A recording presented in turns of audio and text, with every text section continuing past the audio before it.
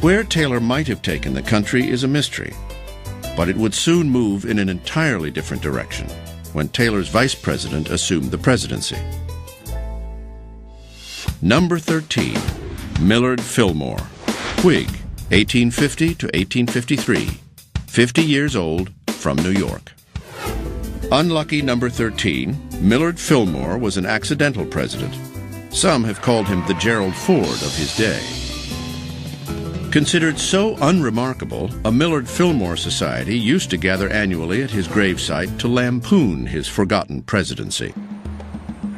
He was a rather strong president, considering the fact that he was an accidental president, and those presidents always have a difficult time establishing their mark. Millard Fillmore hadn't even met Zachary Taylor until after they were elected. Seen as Taylor's opposite, Fillmore was picked merely to balance the ticket geographically and politically. Fillmore was a Northerner, an affable man who was always dressed impeccably. He was a bookworm and a hands-off manager. He aimed to please and appease rather than lead. He was a kind of colorless character who believed in compromise, who deferred to congressional leadership. According to most observers, bland, friendly, willing to make you feel that you had said something important, and just generally fitting in.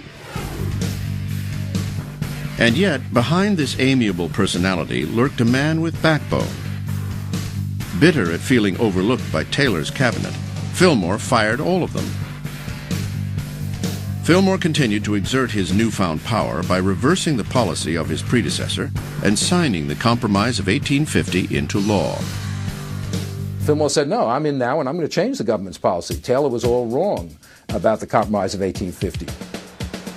Fillmore supported slavery because he believed its abolition would lead to a collapse of the Southern economy. 60% of U.S.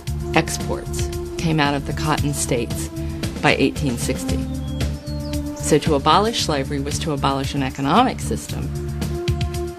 Fillmore also believed that slavery was protected by the Constitution, and that by signing the Compromise, he would somehow put the issue to rest forever. What he failed to grasp were the moral consequences, and he blamed abolitionists for making slavery an issue. He was totally opposed to the abolitionists. He thought they were troublemakers, fanatics. Fillmore was content with the Compromise because he thought it would preserve the status quo. For some, however, it only served to strengthen their resolve against slavery. By supporting the Compromise, Fillmore hoped to please everyone, but instead he ended up pleasing no one, including members of his own party. In the election of 1852, the Whigs wouldn't renominate him. So Fillmore went home to Buffalo, leaving behind one of the most forgettable presidencies in American history.